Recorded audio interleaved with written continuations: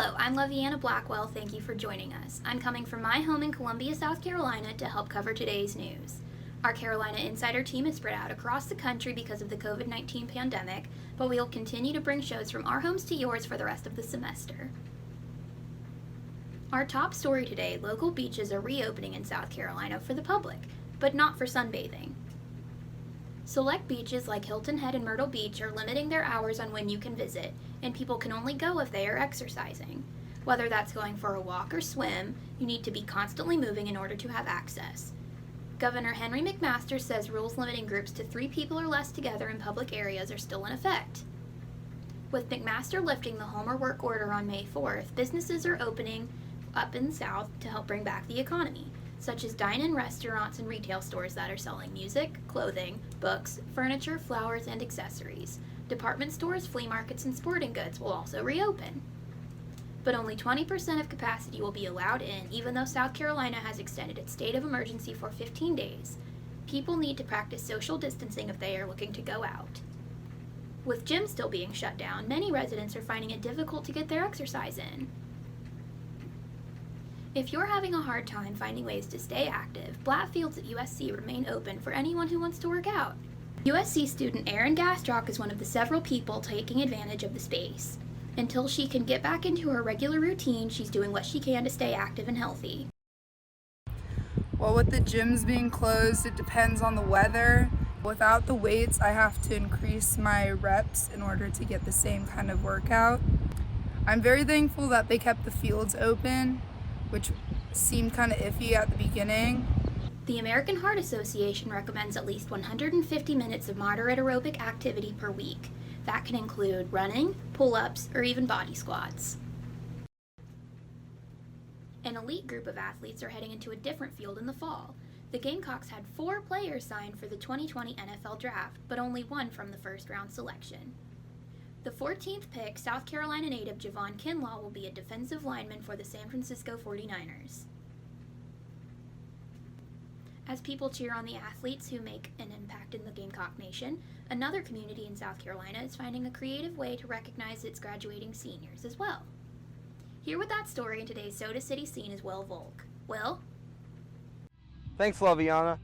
I'm at Wando High School in Mount Pleasant, South Carolina, where things have been quiet since mid-March, and it'll stay that way for a while now that the South Carolina High School League has announced that the season is over for thousands of spring sports athletes across South Carolina. But just for a while here, the silence stopped. Good evening, ladies and gentlemen, boys and girls, children of all ages. Welcome to CCSD District 2 Stadium. There are no fans. There are no players. So why are the lights on at Wando High School Stadium? They're upset, they're sad, because this was their season. Wando softball coach Brittany McPherson says her seniors are upset because their season, their high school career, is over. It's a reality seniors across the country are facing. Wando found a way to honor its seniors. The Wando All-Sport Booster Club and Athletics recognizes the seniors from the class of 2020. William Fedor, Luca Ferreira. Wando lit up all of its fields for 20 minutes and 20 seconds at 8:20. That's 2020 on military time. They announced the name of every senior spring sports athlete. Bridget Connors. They deserve it. These kids have worked so hard, not just in softball, but in all of our sports. They've worked tremendously hard in each program, and this was their season, and it was a nice way to honor them. Honoring them as the lights go out on their high school career. In Mount Pleasant. Thank you, class of 2020. Will Volk, Carolina Insider. Thank you, Will. While high school sports are on hold for a while, some professional sports leagues are preparing for a comeback. The PGA recently announced the RBC Heritage has been rescheduled for June 18th to the 21st in Hilton Head. The news did not come soon enough for some other tour dates. In Ponte Vedra, Florida, they're breaking down the bleachers after the Tournament Players Championship was canceled. The Masters will still be held in Augusta, Georgia, but is rescheduled for November 12th to the 15th. For now, no fans will be allowed to attend, but that may change. NASCAR is also planning to return soon.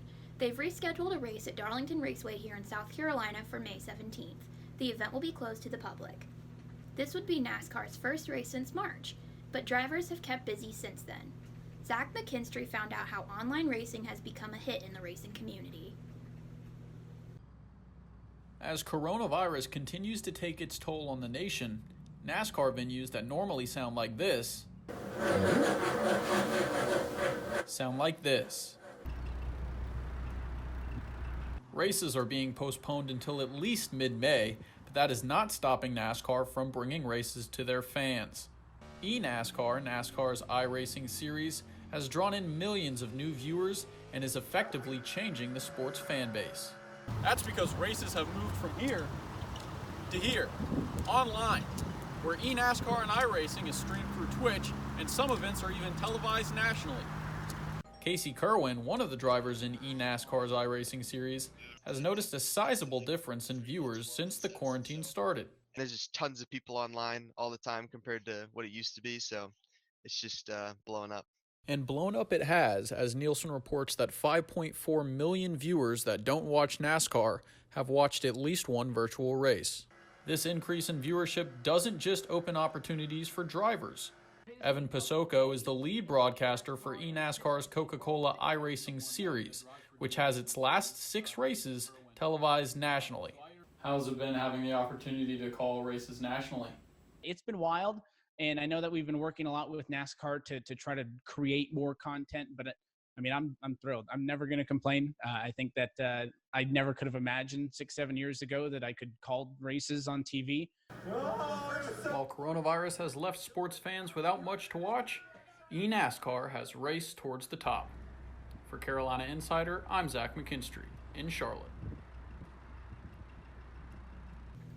That's it for this edition of Carolina Insider, student production from our homes across the country and the School of Journalism and Mass Communications at the University of South Carolina. Thanks for joining us. We'll see you back here soon. Stay safe, Gamecocks.